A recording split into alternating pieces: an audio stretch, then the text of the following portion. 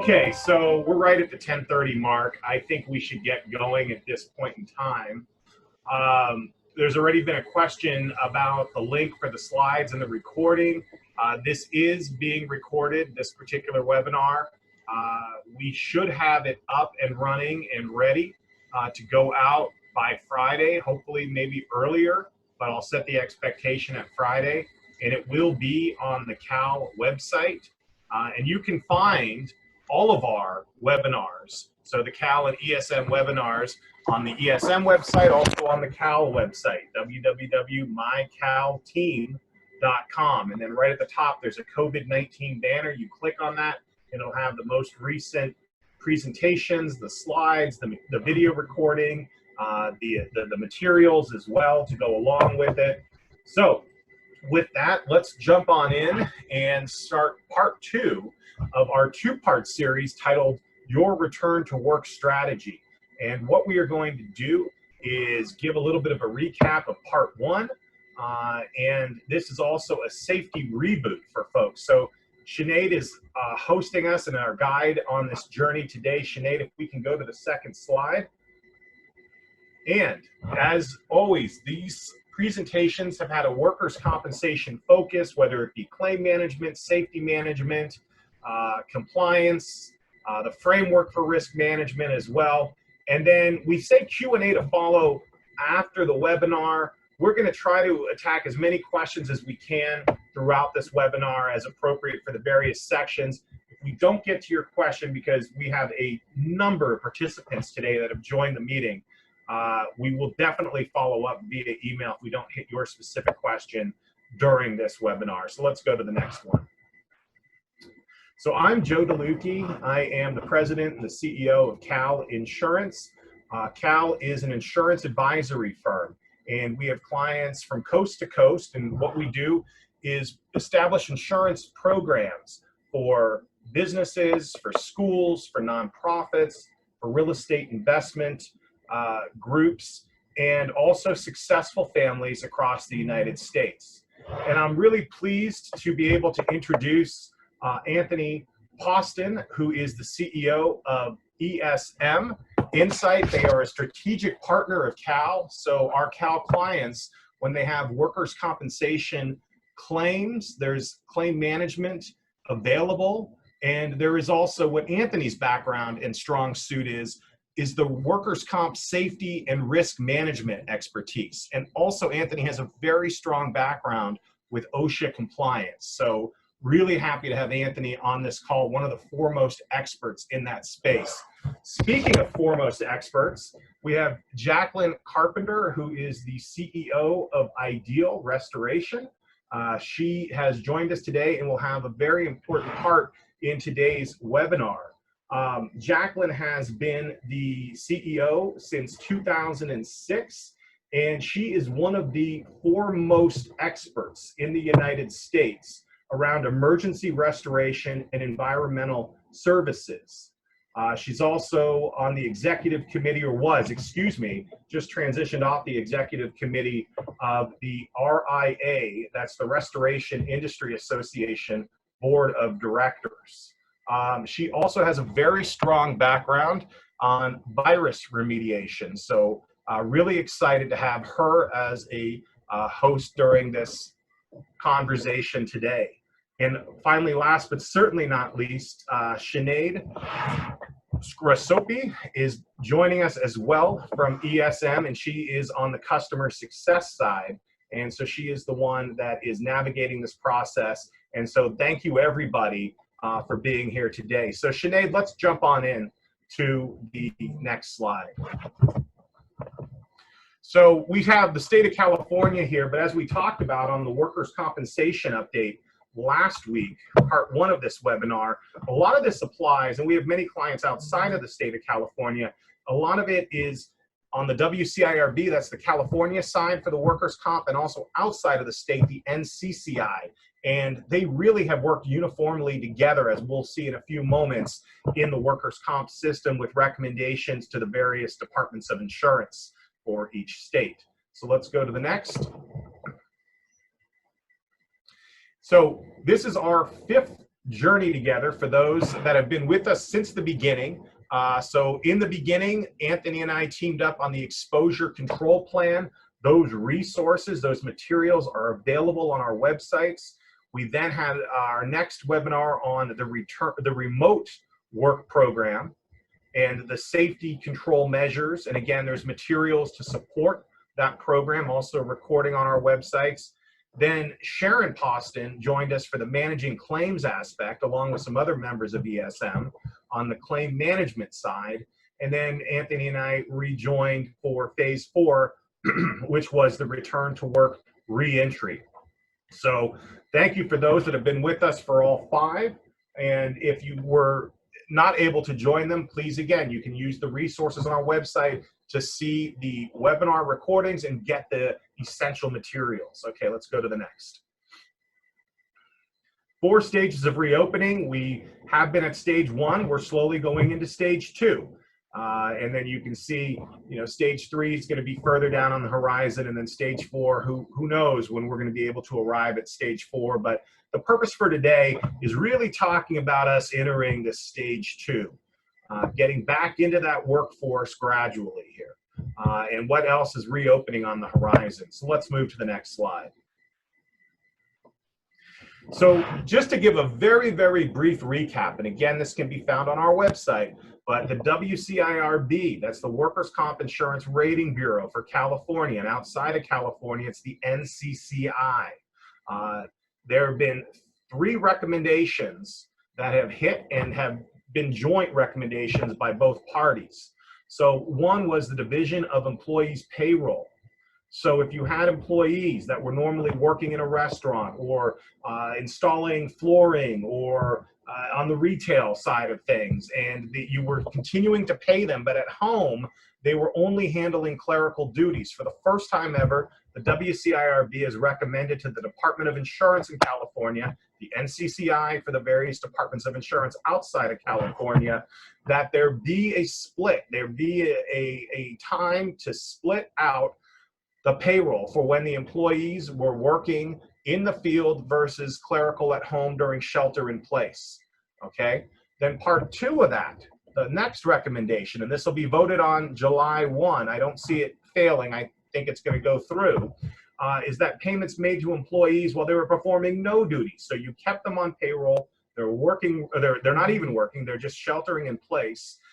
That payroll will be excluded from the workers' compensation overall costs. And there's a new code that will be assigned at your final audit. 0012 is the code. And again, doesn't matter if it's in California or the NCCI out of state, they're going to reflect that same code.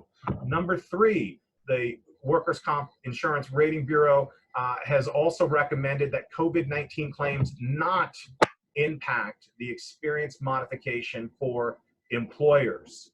And that's very, very big. There was a 4th part with Governor Newsom saying that all COVID claims that are reported as a workplace injury be honored by the workers' compensation carriers. We don't know where that's gone. That's still very, very early in the process, but there was another part to it for those that were on the last call. Okay, so let's go on to the next slide here. With that, I am going to turn this over to Anthony to talk about the return to work challenges and beyond for the next few slides here. Great, thanks Joe. Thanks everybody. Thank you Jacqueline for joining us. We've got a packed webinar full of lots of information, lots of tools, lots of resources. So we wanted to get this into your hands now so that you can start planning for this stage 2 easement. Now, you might have specific questions related to your industry or related to your organization. We're going to try to answer those in more of a general format. So this first part of this section, as Joe mentioned, is kind of a recap of part 1. So we encourage you to go back and watch that webinar that we hosted last week. But just to touch on a few points that are really important and that I keep getting questions about. Some of the challenges that we are going to face is, as you can see in this first tile, federal, state, local requirements versus recommendations. What do we have to do versus what is recommended?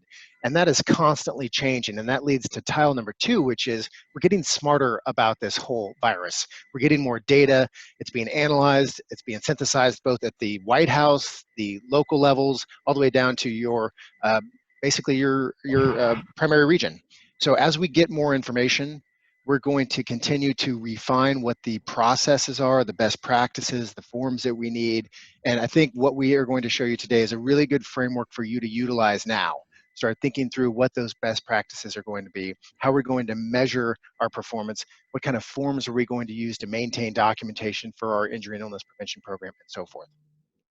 I'm going to talk about the psychological challenges that we're going to face in the next slide. But one of the things that I really want us to think about is the employee disciplines have really been forgotten. As Joe mentioned prior to this call, we're entering day 60. We've had 2 months of employees sitting at home, degenerating. They don't have those pre-COVID work disciplines. We call it the kinesthetic sense, that muscle memory that's been lost or it's been forgotten. And so as we bring these new employees back, we rehire them or we hire new employees, what's going to be our process to get them back to that fitness for duty aspect? And as we have these new employees, we're seeing in the construction trade especially, union jobs are going online faster than others. And so some construction employers are really worried about bringing in these new employees that aren't familiar with the project or their team or their safety protocols or communications. And so we've got this whole rehiring process and retraining process that we have to think through. And then of course, there's not one size that fits all. So we do know what the governor has recommended. We're going to talk about that in just a few minutes. We took it straight off his website, and we're going to use his points to really craft this framework of reentry. And then we've taken some other best practices just from a safety management standpoint. We've incorporated those in. So you can start to think through how I'm going to bring these employees back and help flatten the curve, as we say. Go ahead, Sinead, we'll move to the next one. And one thing I don't think we talk enough about are some of the psychological hurdles that we are going to face. And all of us have been, or most of us have been living at home, working from home, and now we're going to be leaving the safety of our home and being thrust back into the work environment with lots of employees. And there's that fear of what have those employees been doing? Have they been sheltering in place like you have? And so there's a lot of anxiousness. There's some depression that's been built up from this whole shelter in place. And so now as we move into this stage 2 of this reentry process, we really need to think through how are these employees going to adapt to this new environment, because we're going to have to retrain them, as we talked about, fitness for duty. We're going to have to sharpen their mental reconditioning aspects. We need to make sure that they revisit those work disciplines that they had pre-COVID. And we've got to retrain the mind, and we've got to retrain the body. And there's still going to be those fears. We're going to have a lot of new eyeballs policing our facilities and our processes, because they want to make sure that they feel safe so they go home and they don't continue this spread as we've seen it. Although we are seeing a flattening of the curve, which is excellent, we need to make sure that we have really good processes internally so that we can continue to flatten that curve. And then if you have an employee assistance program, which most of you do, make sure that you have that available to the employees. They need another outlet. So if they are having some of these psychological concerns, some of this anxiousness, these depression moments, they need to have a resource that they can reach out to. So I just want to really preface the importance of thinking through these psychological challenges. And then what we're going to do in this risk management framework that we prepared is really help you create a system so that you can communicate that with the employees. So hopefully that will lessen some of those fears and that anxiety. Go to the next one here. A real quick recap. In the Bay Area, construction companies came back online last Monday. And with coming back online, there was an 8-page order from the county health department that they had to comply with. One thing in particular within that requirement was the job safety accountability supervisor.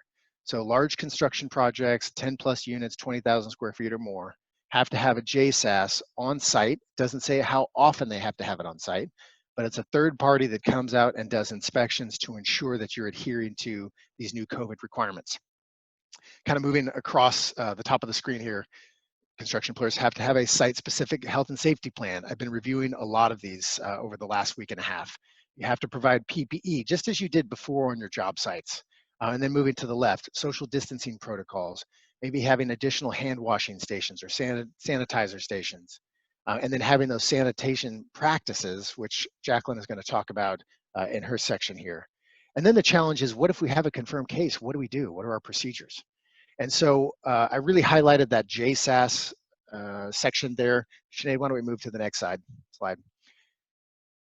If you are familiar with on-site health and safety, we have used them as a partner extensively for a lot of first aid treatments. They are a team of paramedics that will come to your job site, treat first aid injuries so that you're not reporting them to the Bureau, which is a whole nother webinar that we can dive into.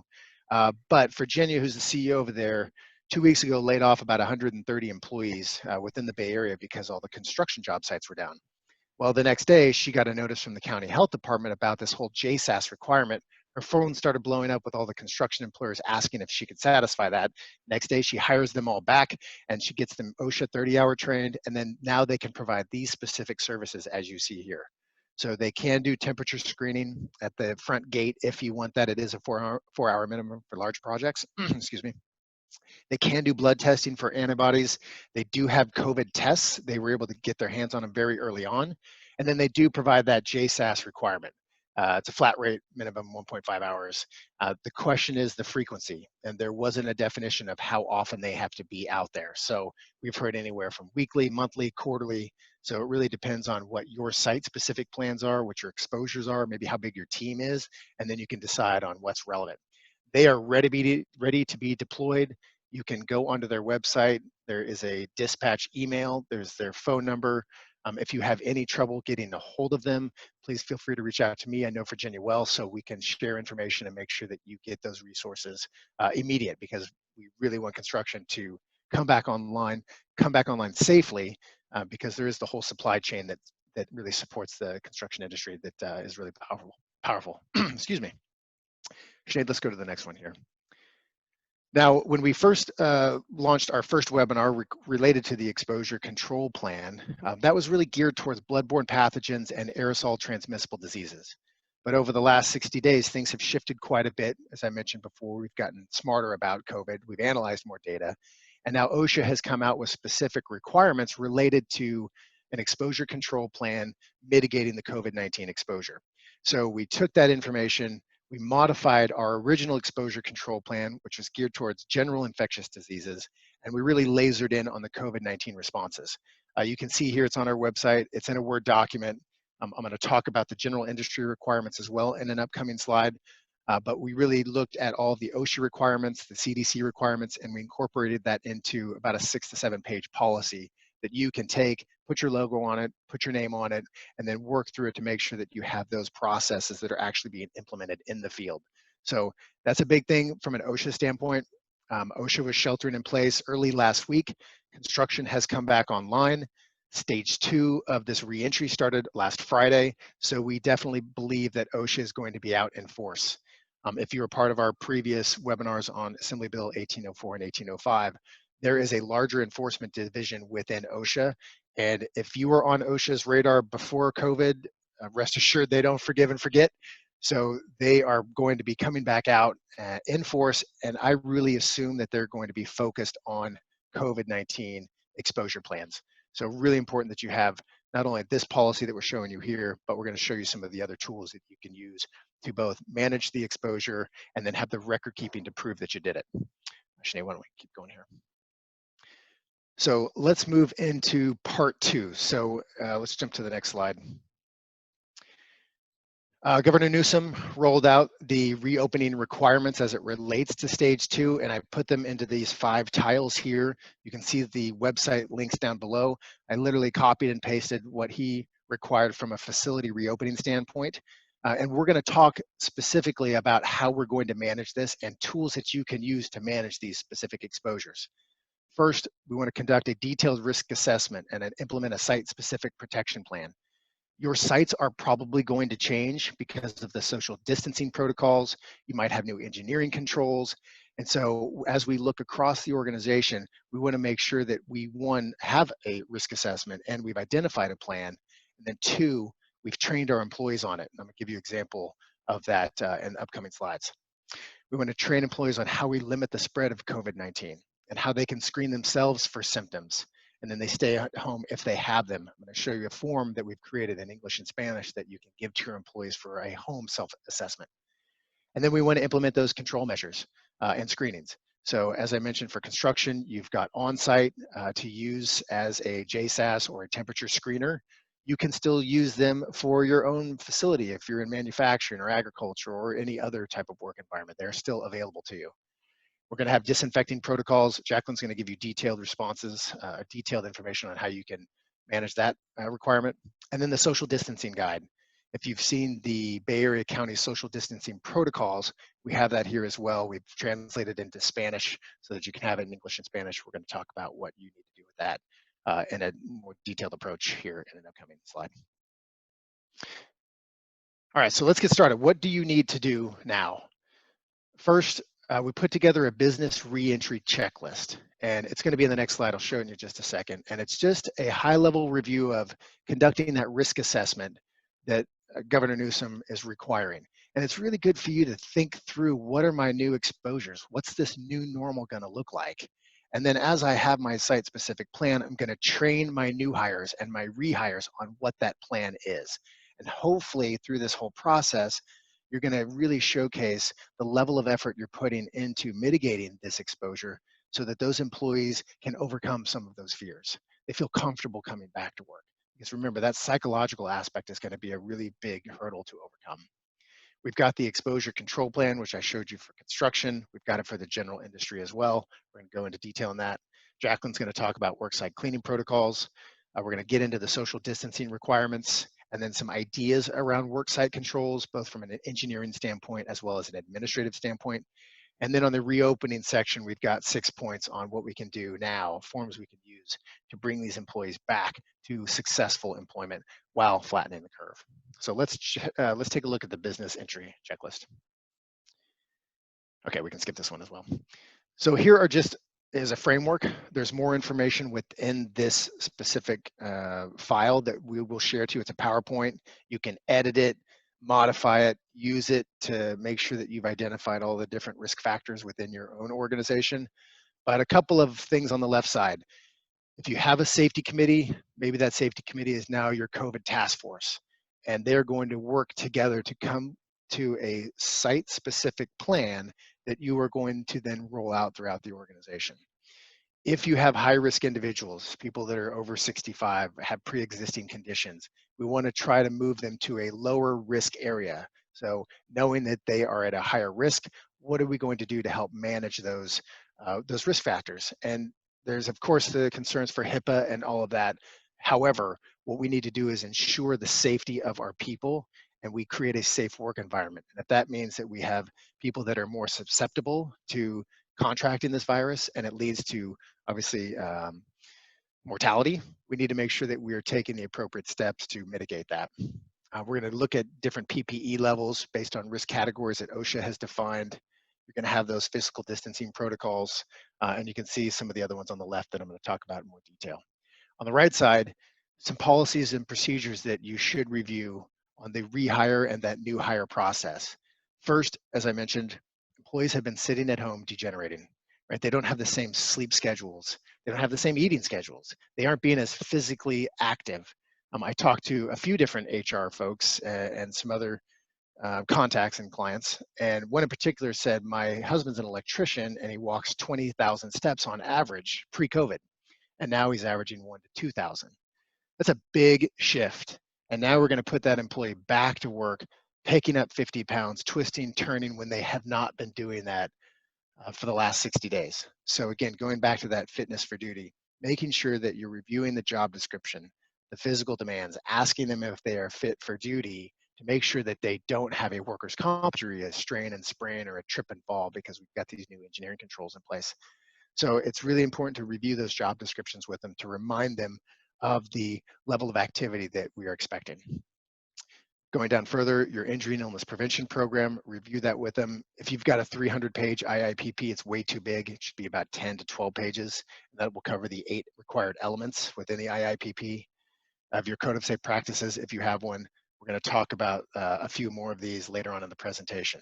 But here are some specific policies that you can review, and I put a checkbox to make sure that you have developed that, or that you have, and you're going to see this in the next few slides, a rehire safety orientation process. And so we want to make sure that we maintain records to satisfy our IIPP, and if Cal OSHA comes knocking, that we've got our affirmative defense because we have that documentation readily and organized. readily available, I should say. Okay, Sinead, let's go to the next one. So here is a general industry exposure control plan. Again, as it relates specifically to COVID-19, you can see on the right side all of the different sections that are actually in this specific plan, from safety responsibilities, worker exposure classification, which we're going to show you in the next slide, worksite procedures, controls from an engineering and administrative standpoint. What if somebody gets infected? What's our transmission control procedures? Are we doing temperature screening? Do we have visitors? What's our visitor policy? Maybe we should nix that right now unless we have pre-authorization. If we do have an infection, what's our decontamination procedures? Again, Jacqueline's going to talk about that. And then you can see the rest of them, general health and housekeeping procedures, PPE training. And I can't stress enough record keeping. And I can tell you, or show you even, numerous examples of where employers have good safety programs but have no documentation. And Cal OSHA comes in and asks for that documentation and they don't have it, and the fines just start ratcheting up. So making sure that you are maintaining documentation as you're working through this site-specific plan, as you're conducting inspections of your cleaning frequency, your rehire orientation processes, all of those, it's really important that you have the documents to prove that. And we're going to give you the documents in this presentation, and then I'm going to recommend that you go and modify them to make sure that they fit your own organization.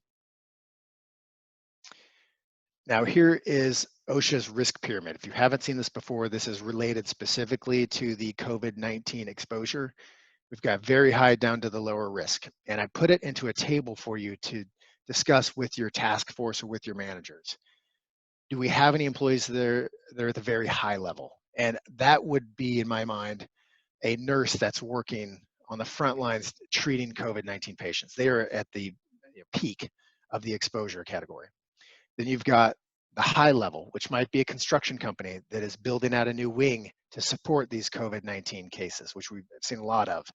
They're not there at the epicenter, but they are literally at a higher risk than the general public. And then we've got the medium category, which might be your drivers that are delivering products to retailers. They're exposed to other variables that you can't control, so they're at a higher risk than the lower category, which would be your office administrators, or even some of your manufacturing employees where you can control those variables, those risk factors through various engineering controls. So think through your departments, think through your organization. Where do my employees in these different jobs and departments, where are they classified? And then what are their risks?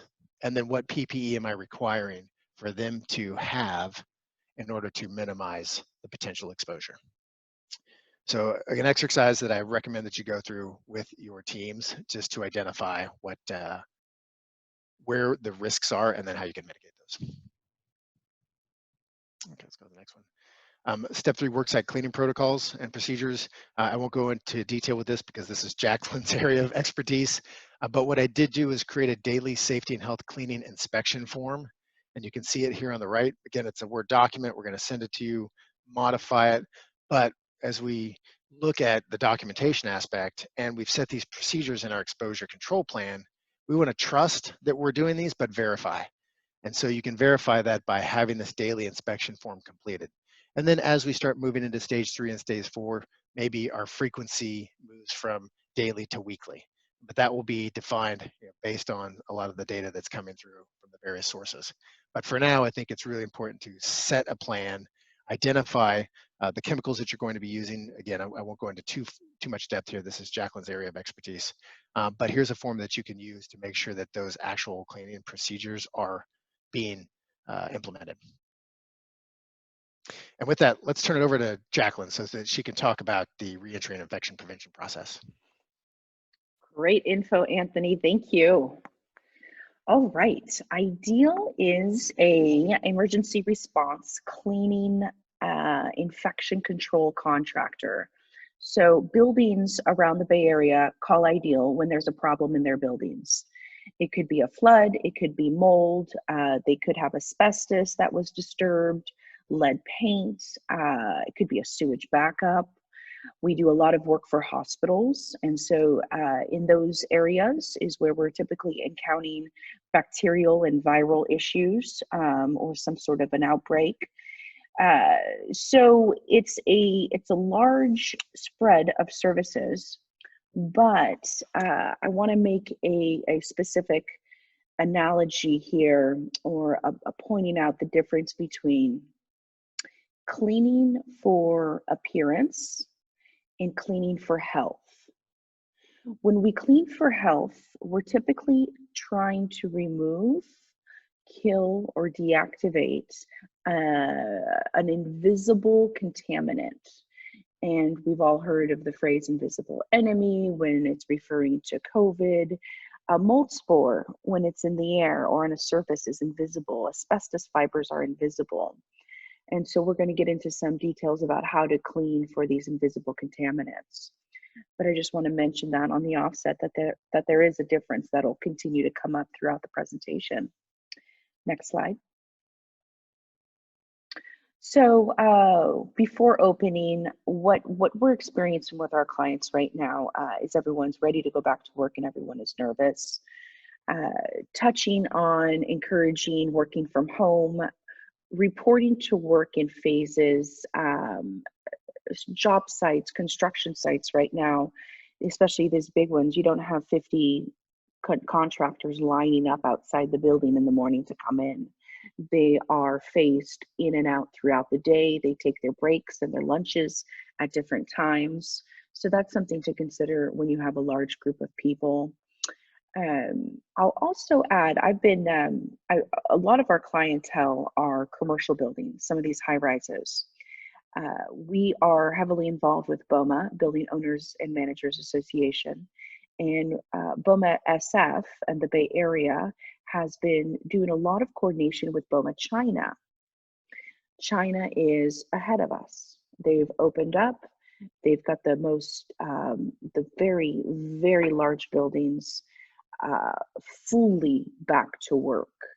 And so we are doing regular webinars with China and building management there to understand what's working for them, what have they put in place. They've closed a lot of their common areas. They've removed the furniture out of the lobby. So nobody can sit, nobody can congregate. Obviously non-essential travel, we want to minimize that, and making special accommodation for your vulnerable population is always important. So these are just things to consider before you open. Next slide. What I'm going to dive into is the last point in this little 4-step process here, but I'm going to quickly touch on health screening, PPE, COVID testing options, and then building safety measures, which we're going to do a deep dive. Next slide. So we've been going into buildings. By the way, Ideal's been open. We could not close. We're an essential business. So of, say, our 50 employees, we were able to have about 6 or 7 working from home. The rest are essential frontline, responding to flooded buildings. And we're also doing a lot of disinfecting work around San Francisco. And so we are experiencing firsthand what other buildings are doing in terms of screening and checking us in and out. Typically, when they are taking our temperature, they're also giving us, as an outside vendor, questions to answer. Some questions are very comprehensive, some are short and sweet. The shortest example I have here are these health screening questions. Have you had a fever or chills in the last 3 days, cough 3 days, unusual shortness of breath, do you have a sore throat? That would be an example of a very short list. Yes, no, yes, no, yes, no. And then they'll take temperatures.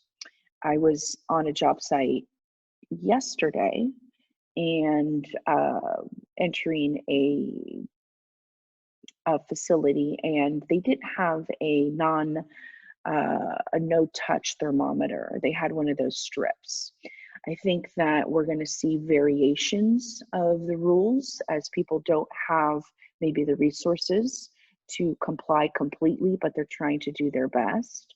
But that was a situation where the strip, I wiped it as instructed with a disinfecting wipe, put it on my forehead. They looked at it, we wrote the number down, I wiped it, disinfected it again. Again, we're seeing all sorts of variations with this. So I'm not going to go into detail on temperature checks. Of course, you want to make sure you're following all HIPAA requirements, but something to consider. Are you going to do it for your employees, your visitors? Are you going to even accept visitors? Are you going to have people stay outside the building if they're doing deliveries, so you don't have to bring them through your front door? The picture on the left is a sample of some buildings we go to. Will have us put a sticker on us as we walk through their space so that they know we've already been screened and checked. Next slide. PPE is always a big deal, personal protective equipment. Your team working, say, in an office space will probably go through 1 to 2 surgical masks per person per week. And we're seeing, depending on who's wearing gloves, probably 1 to 5 pairs per day if they are wearing gloves. Every time you use the restroom, eat, change work areas, you're taking off those gloves. Those gloves are not reusable. And so the glove usage will be used much quicker than your surgical masks or any type of face coverings. Securing your PPE is a big piece here. You want to secure your PPE as quickly as possible so that you've got it, and so that when people do start coming back, you can supply these items. Donning and doffing. Those 2 words are specific to PPE. Donning means to put it on. Doffing means to take it off. There are appropriate ways to put your mask and gloves on, but more importantly, the way you take them off is very important. So the reason we have gloves on, for example, is to protect our hands from any virus attaching to our hand or transferring onto our hand. Well, if we just swipe off that glove and it hits another body part or our clothes, it could transfer the virus. So there's some basic training along with that that should be paid attention to. If you have a very high risk area, working around high risk situation, you might want to have a certified safety specialist or an environmental consultant or an industrial hygienist come in and do awareness training on how to handle PPE for you and your staff, so that you can properly check that box and say that you've had thorough training. Next slide. COVID testing is available now. It's becoming more and more available. So once somebody has failed the screening or is unable to answer yes to all of those locations, has a high temperature, my point here is you just want to know where your local screening locations are. I know San Francisco has a lot of locations that are now open all the time. At Ideal, our employees go once a week. It's nice for us to let our clients know we just tested negative with this group of people 24 hours ago, 48 hours ago, whatever the case may be. The turnaround is pretty quick as well. So it's nice to have that resource available, know where your locations are and how to get everyone signed up. Next slide. The 4th point is additional building measures. That's where I'm going to do a deeper dive into the disinfecting process. But at a high level, you want to increase your janitorial services for high touch surfaces. We're going to touch on what that means shortly. There might be some changes to your mechanical systems. A lot of buildings are increasing the amount of fresh air into the building. They want to dilute it. They don't want to recycle the air too much. So that's some changes that are being made in much larger buildings, making sure that individually packaged meals are coming in. There's no shared food, no pizza for the group. Concepts like that. What are you doing with your delivery people? Where do they wait? Do you call people down to meet them from their offices? And just really limiting the foot traffic through the building. Social distancing signage on the floors for spacing in a line, making sure your elevators are not overloaded. Depending on the size of the elevator will depend how many people you can put in there. cube partition extension installations are going in. If you've got tight cubicles that don't offer a 6-foot distance from one person to the next, there are plexiglass partitions going up, kind of like we see in the grocery stores now. And then the last point is making sure you have a rapid response team for disinfection of any exposed spaces.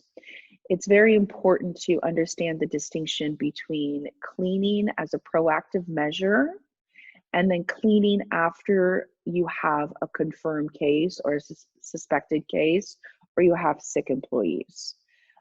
Two different approaches. One is more of a maybe something you can do in house, maybe something with a janitorial team. But if you really need to make sure that you were able to properly disinfect the space, you really have to step it up a notch and bring in a specialty contractor. At this time, Ideal has, I think we've done about 4 million square feet of disinfecting. We're working very closely with testing sites in San Francisco and the Bay Area, doing their spaces daily. We're doing essential businesses, police departments daily sometimes.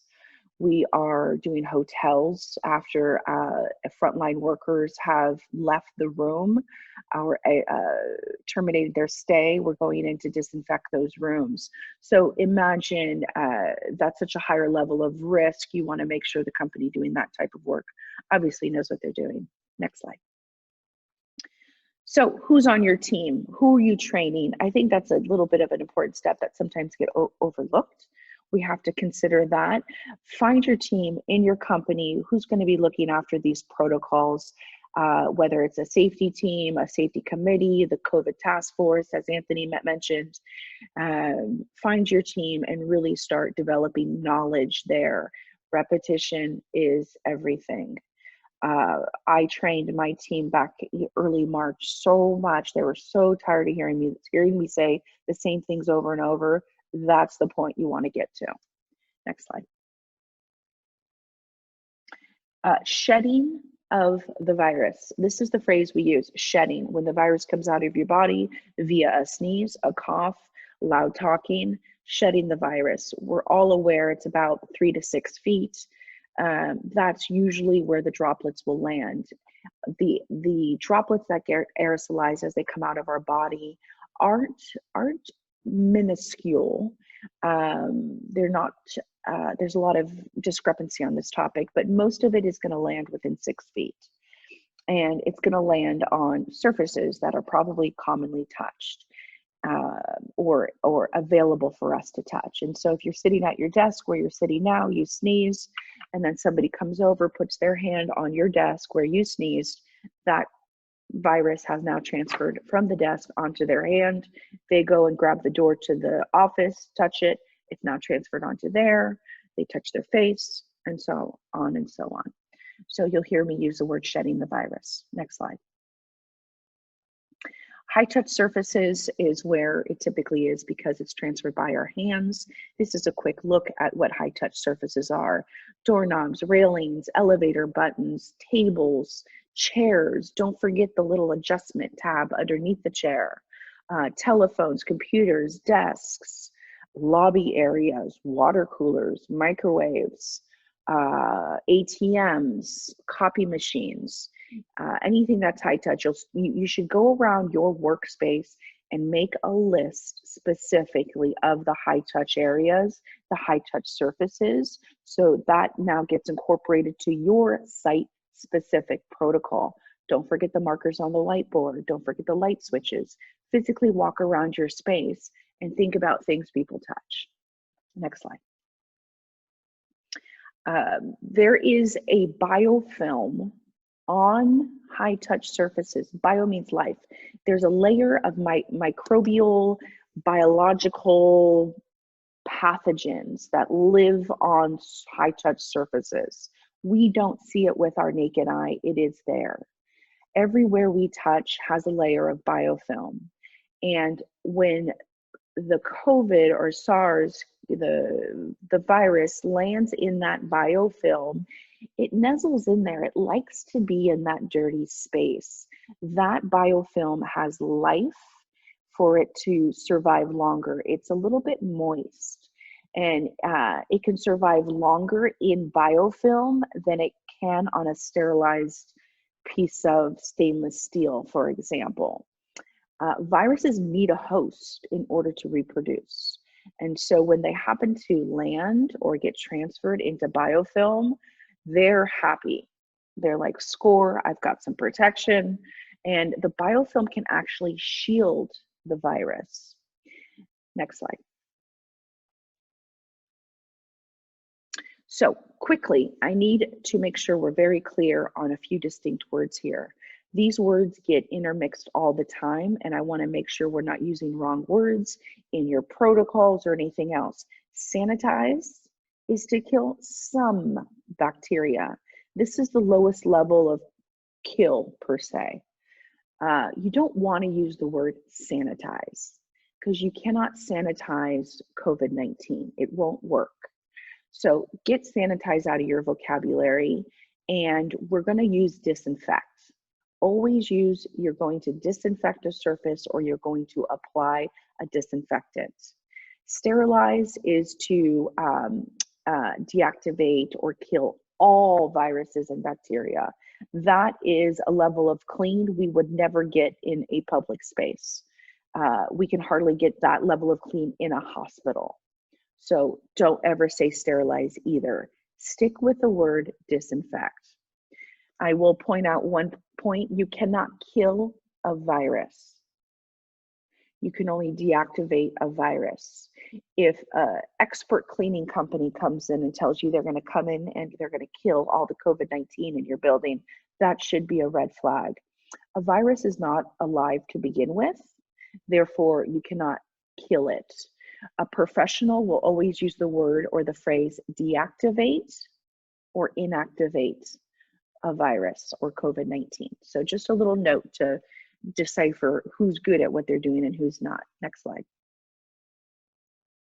So basic cleaning. First, we're gonna do gross cleaning. We're gonna mechanically wipe the surface with a detergent, soap and water.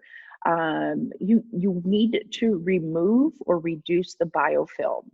That's what that first step is for. If you spray a disinfectant right on the biofilm, it won't be able to penetrate and deactivate the virus. So you want to clean the surface, you want to allow it to dry, and then you want to apply the disinfectant. So it's a two-step process. This is the difference between cleaning for appearance and cleaning for health. When we apply the disinfectant, the next step is called dwell time. You have to let the product sit wet for an appropriate amount of dwell time. Every product has a different amount of dwell time, and I'm going to tell you how to find it. Next slide. When you select a disinfectant, EPA is responsible for testing all disinfectants on the market. And they have what's called List N, as in Nancy, Emerging Pathogens List. You can go onto Google and enter in EPA List N, and a link will pop up with all the approved products for COVID. COVID-19 is an emerging pathogen. It's new to the scene. Nothing's been tested on it, but the EPA knows that if disinfectant A can deactivate this virus, then it most likely will be able to deactivate COVID. That's how they're deciding what goes on the list. And then on their website, there's a master label. When I say label, I am not talking about the sticker on the back of a bottle. The labels with the EPA are 20, 30 pages long. But there's a shortcut, which I'm going to show you. You want to choose a product with the lowest dwell time. The products with the lowest dwell time obviously are hardest to get. It's not going to be uncommon for you to be stuck with a disinfectant that takes 5 minutes. That is common. There are products out there that are commonly used by my industry and others who take 10 minutes. It's very important. Some of these products need to be diluted, or some of them are ready to use. You'll see RTU, indication, no dilution. Go ahead and use it. Next slide. This is where you find your EPA registration number. Any bottle of anything you have, turn it around, put on a pair of glasses, and you'll find EPA registration number right there. Then you're going to go to the EPA's website, epa.gov, and there's a search bar. Next slide. On that page, and you'll see after you enter the number, see on the very left here, the first green star, the EPA registration number is here. Next slide, excuse me, not next slide, the next star, the green star here, contact time. This is the contact time I talked about, 10 minutes. I think of the nearly 1,000 products on this list, at least half of them are 10 minutes. Very rarely will you find anything that's 1 minute. And then, of course, your formulation is the next green star there, which is, do you dilute it or can you just spray and go? Next slide.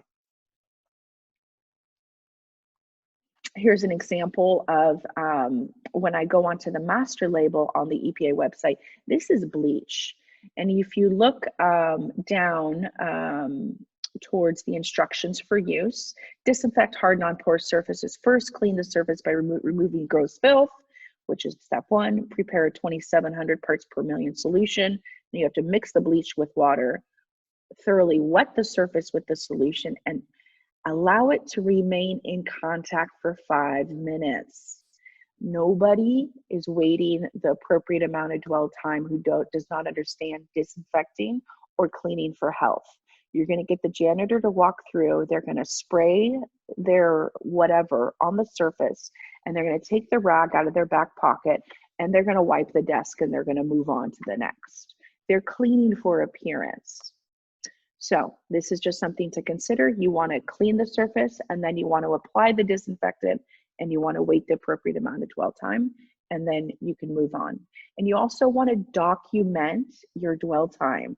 Every time you do your cleaning round, you want the janitor or person on your team, whoever's doing it, go ahead and write it down on their daily notes. Waited 10 minutes, waited 4 minutes for dwell time. That's going to help you to show that you're doing it correctly. And you should be able to walk around to anyone on a cleaning staff and ask them, hey, what's the dwell time? Anyone should be able to answer that question. If they can't, it's likely that they don't understand it and they're not waiting the appropriate time. Next slide. So we're going to run through these real quick. These are populate as we go. Don't disinfect a dirty surface. It has to be clean before you can disinfect it. Measure dilution ratios. That image on the right is what not to do. Use a measuring cup if you have to dilute products. Do not eyeball it. Failing to reach dwell time, we just talked about that. That is the prime suspect for inefficient or ineffective disinfecting. And not knowing shelf life. After you mix a product, it probably expires at the end of the day. Mix what you need for the day. Do not put it back on the shelf. You can find the expiration, but it's difficult to find. Just make sure you know it. If you don't know it, it expires at the end of the day. Topping off diluted bottles, don't do that because again, you're mixing with the dilution ratio. Don't mix cleaning chemicals with disinfecting chemicals. I had a janitor the other day, I was doing a training, and he says, well, can't I just pour the disinfectant into my detergent, my cleaning solution, and do 2 steps in one? Absolutely not. They're 2 different steps. You have to clean, and then you can disinfect next. Next slide. Contaminating new areas with dirty rags, another common issue. When Ideal goes into a space, if I'm cleaning one desk, we're using one rag and it's going into the trash before I move to the next person's desk, let alone the next office space. In one private office, we might use 3 or 4 different rags. We don't reuse a rag. We don't even wash them. So that's something else. You can cross-contaminate that way. And of course, there's always a lack of understanding and training with this. And I'll tell you, if there's one silver lining after all of this, it is that people will understand how to clean for health on a regular basis. Next slide. Pollution liability insurance is another big deal. In the beginning, I mentioned have your emergency response team ready to go. Who are you going to call when 3 people come in with a fever tomorrow? Who are you going to call to make sure that you can verify and say that your space is clean? You're going to choose a company, and they need to have pollution liability insurance. Anyone saying that they're able to clean for COVID should have pollution liability. Every policy has a different definition of what a pollutant is. Joe can go into much more detail on this. For Ideal, a pollutant on our policy is a mold spore, asbestos, bacteria, virus, Legionella. There's all sorts of definitions that vary for a pollutant. Our policy specifically says viruses.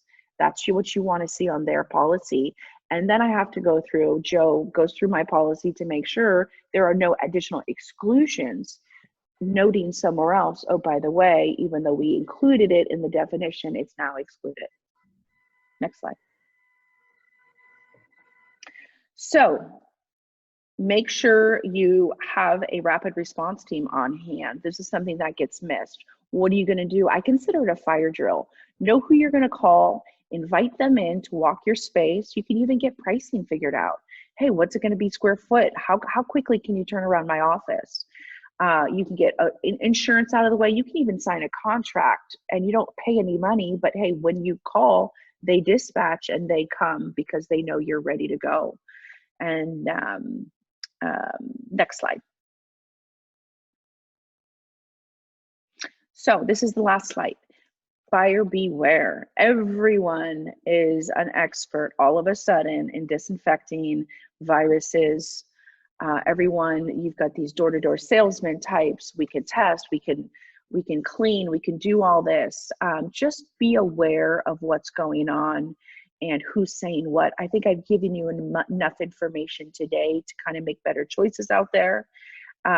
Please remember that disinfecting guarantees only a moment in time. That's it. The moment Ideal's finished cleaning your space and a sick person walks through the door, it's contaminated again. So consider that. Be careful who you let into your clean space. And please always remember that you have the option to wait out the virus. You can shut your building down, shut your office down for 7 days and not pay for the disinfecting, if that's an option for you. And that's it. Thank you. Thanks, Jacqueline. That was great.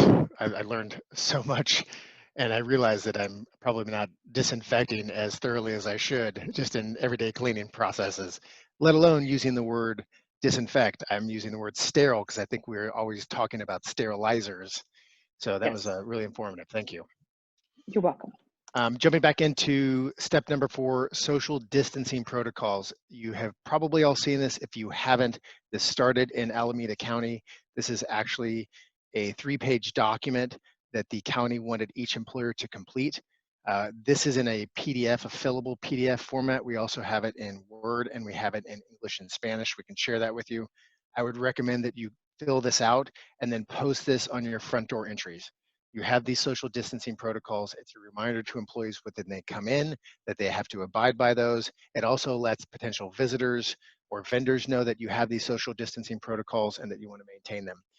One thing in particular that I want to share about this is I went to a grocery store last week, and I get to the front of the store, I'm outside, they have a line waiting like we see a lot of now, and they've got tape that identifies a 6-foot distance that you need to stay between you and the next customer. So I go to the front entrance, and there is somebody that's working there who's got his PPE on, and he's letting one person in at a time as he's getting signaled by the person at the back door, letting them know that we're going to keep this traffic flow going, but we're going to maintain a minimal number of customers in the store.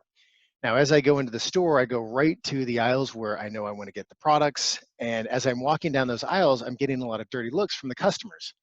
And what's interesting is I finally looked down to see that there was actually tape and arrows, small, thin red tape, pointing to the flow of what they wanted the traffic or the customers to follow.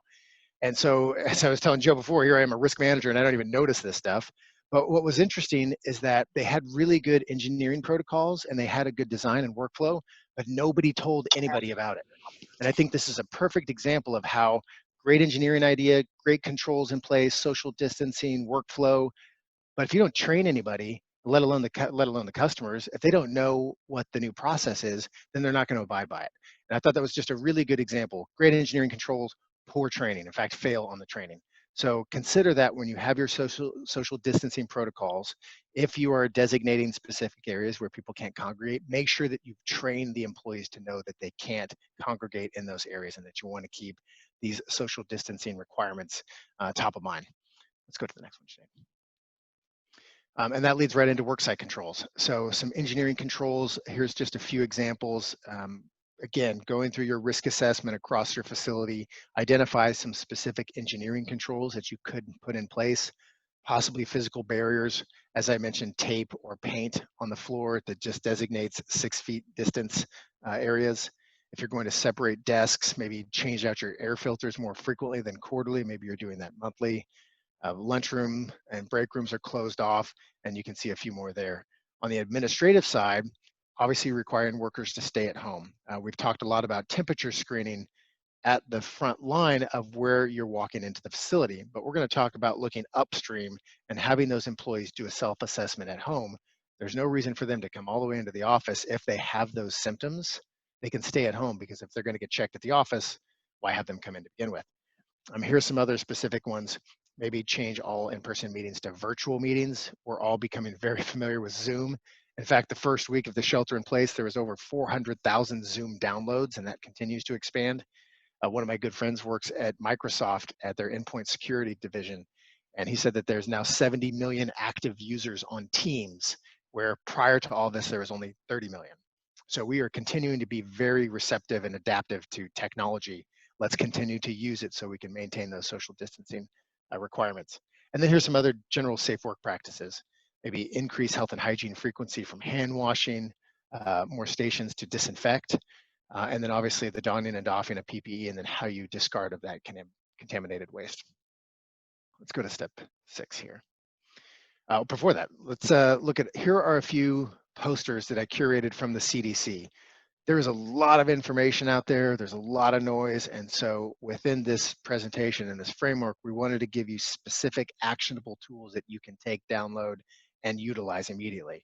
From donning and doffing, you can see that on the left side of respirators. So here's a CDC guidance. This is a great training tool you can use as a tailgate for your team, or when you're bringing these employees back, you can provide that as a handout.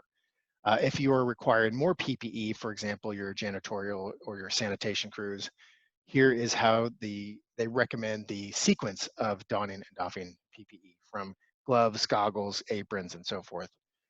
I like this poster in the middle. I think it's a good one to put right on your front door. If you're feeling sick, stay home. We don't need you to come into the office and potentially increase the spread. And within our exposure control plan, I note that if you're feeling sick, you might not be COVID sick, you might just have a cold or a flu, or as I saw in one of the comments here, allergies.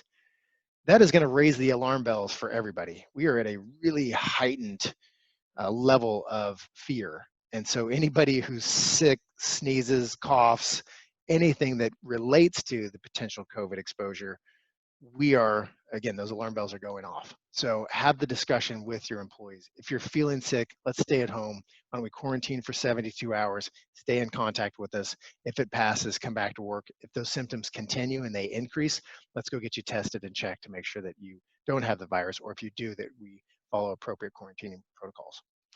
And that second to the far right, we've got hand washing posters. If you go to the CDC on that website, there is probably 100 different versions of that in both English and Spanish. They have them for the workplace, they have them for your home. So explore those, print those out, post them across your facility. Again, raising the awareness of the exposure, which we are, again, at the heightened level, but also how you're going to mitigate that through your whole exposure control plan. And then the other, stop the spread of germs. Okay, yeah, go ahead. Thanks, Sinead. Now, step 6. So here are just 6 quick tips that we are going to discuss briefly about reopening. We know we've gone over a little bit, so if you can hang in with us, there are some specific forms that I think are really important that you think through, utilize, modify, and so forth. Let's talk about the first one, safety reorientation. So next slide, please. Here is the administrative aspect of rehiring or new hires, where we're going to review the job description. We're going to review our safety and health policy if we have one, which defines the roles and responsibilities of everybody in the organization as it relates to safety. That's actually element number 1 in the IIPP requirement. Then we've got 3 and 4, which is your injury and illness prevention program, your code of safe practices. What we do at ESM for our customers is we take numbers 2, 3, and 4, and we combine those into an employee safety handbook. And that really covers all the exposures within your organization. And then we move into the specific COVID-19 exposure control plan and reviewing that with the employees, letting them know that you have procedures and protocols, and you're going to continue to flatten the curve within your own facility. That's at the administrative level. Now we bring them into the department level, and at that department level, the supervisor there is reviewing specific PPE requirements, standard operating procedures, job safety analysis, social distancing protocols, disinfecting protocols, and so forth. And so that would be more at the department level. And as I pointed out in the beginning of this presentation, the facility might have changed because of these engineering controls. So we have that muscle memory that pre-COVID, we knew where everything was within the facility, but now things have changed. We need to retrain that muscle memory. Or if we have new hires, we need to show them how the facility layout is now impacted from the COVID-19 exposure. So start at the administrative level, bring them to the department level, and that would be a successful onboarding process. Let's go to the next one. Here's a form that follows that exact process. And so you can see here, we've got the administrative chunk right there in the middle, and then the bottom we have the department level. This is a form that you can use to review with all new hires. It is a Word document, so if it doesn't perfectly align, you can modify it, but you can see we've got signature forms, we've got check boxes. This again goes back to the record keeping requirement of your IIPP. If OSHA comes knocking on your door, or if the job safety accountability supervisor at your construction site comes on board and says, show me the documentation that you have actually implemented this exposure control plan, it would start with this. Here's how we brought people on. Here's the things that we reviewed. And now we're going to go a couple layers deep to make sure that these employees are trained in what these new requirements are. As I mentioned before, there is a lot of temperature screening. As Jacqueline mentioned, there's different forms that she's filling out when she gets to job sites. From a vendor standpoint, for our employees, if we are doing screening at the front door or at the front of the job site or the work site, why don't we look upstream and have the employees do a self-assessment at home? We have this document in English and Spanish. They can put it on their mirror in their bathroom, on their refrigerator, and they can ask themselves these questions each day. Now, if they're answering yes to any of those or they have any of those symptoms, they should be contacting the supervisor or HR contact. There's no reason they should drive into the facility to where they're just going to be tested and sent home because they have these symptoms. Better that they stay at home. Part of your exposure control plan outlines what that looks like, and we've got that covered in there. So think through what your process is, what makes sense for you. This, again, maybe not is a one size fits all, but it's definitely a step in the right direction in trying to keep people from going out into the public and possibly spreading this virus. Here, step number 3 within this rehire process or new hire process, we've talked about PPE requirements. We put together a quick PPE checklist, which you see here on the left side. Again, this is in English and Spanish. It's a nice handout to give to the employees. Again, modify it to fit your organization, but going through hand hygiene practices, respirators, how to don and off, which you can see there in the middle, or if you have more PPE that is required, here's the sequence of how you take it on, take it off. And then if you are requiring gloves, and then how do you dispose of that contaminated waste if there is an infection and you are in fact disinfecting. So we've outlined a lot of those procedures. I encourage you to reach out to Jacqueline or Joe or myself if you have any specific questions related to your specific facility. We're happy to help you through that process. Let's go to the next slide here so we can keep this moving. Daily cleaning protocols, as Jacqueline mentioned, go across your facility and identify high-touch areas. And within those high-touch areas, once you've done that, you can add them to this daily health cleaning inspection form. So as you're going through at the end of the day or the beginning of the day, you're making sure that those specific areas have in fact been disinfected. So again, you can modify this document. It's a Word document. Make sure that you adjust it to fit your organization. But these are the tools and forms you can use that roll up into your exposure control plan, and that also are your affirmative defense with any kind of Cal OSHA audit or if there's a workers' comp claim that is being claimed, it's a COVID claim that is the employee is claiming that they got COVID within your workspace, I should say that, then you have some, again, information that says, here's my safety protocols, and it would be very difficult for the employee to get infected within my facility. And although, as Joe mentioned, COVID-19 claims are not going to be counted against your XMOD, you still have that injured employee that you have to manage. And there's a lot of indirect costs and indirect time associated with that, let alone you have an infected individual. At what point do you let them back into your facility where you feel comfortable? So there is all of that indirect aspect to managing that claim. Even though it doesn't have any financial impact on you, it will have a time and an indirect cost impact. Number 5, I mentioned this throughout the site, physical reconditioning, site reorientation. Employees have been at home. They might not be fit for duty like they were before. So making sure that we're reviewing those job descriptions. We're starting to retrain their body, retrain their mind on pre-COVID work disciplines. I mentioned that loss of kinesthetic sense, that muscle memory, it is degenerated or it's been minimized over the last 60 days. Sleep schedules are different, eating schedules are different. We adapt really quickly as humans, and so we've adapted to being at home, and now we need to adapt to coming back to our work environment that has changed. And so there has to be that whole site reorientation. And when you have these new employees coming in, they were in the same position, and now they might not be familiar with the labor positions of your job. I have a bakery that I work with extensively, and they hire about 100 employees a year, and they only keep about 20. Because those other 80 employees, they come to work one day and they don't realize how labor intensive it is to work in a commercial bakery, and they leave the next day. And so these employees, they know how labor intensive your job is, but they have not been actively working in the same capacity for the last 60 days. So retraining their body, retraining their mind, getting them comfortable and easing them back into this new facility that has maybe been redesigned is very important. And then the last step here, number 6 on this next slide, is here's just a few quick training tools that you can use. I recommend sending the one on the left out to your employees that are coming back to work. It's the physical preparation, the emotional and the mental preparation that we've talked a lot about, the retraining of the body, the psychological hurdles that we need to come over. And it's getting those employees to get back into those safety attitudes that they had pre-COVID. And so they need to start establishing those good safety routines, those sleep patterns, those eating patterns, the ones they had before where they came to work successfully and were safe performing their jobs. And it's trying to get into that new attitude, that good attitude that they had pre-COVID. And that's going to be a big hurdle because of the psychological issues we've all been dealing with. So although we are all very anxious to get back to work, we do have a lot of challenges, both from social protocols, the cleaning protocols, the exposure control plan, and now we've got these psychological hurdles that we need to overcome. So be sensitive to all of that. Have a really good exposure control plan, have all of your tools organized, and then train those employees when they come back to work so that they feel comfortable and you can ease some of those anxieties. And so lastly, for me, before I turn it back to Joe, here are your next steps. We've given you the tools. We're going to be sending these slides out. We've recorded the presentation. We've got all the documents that we've shared.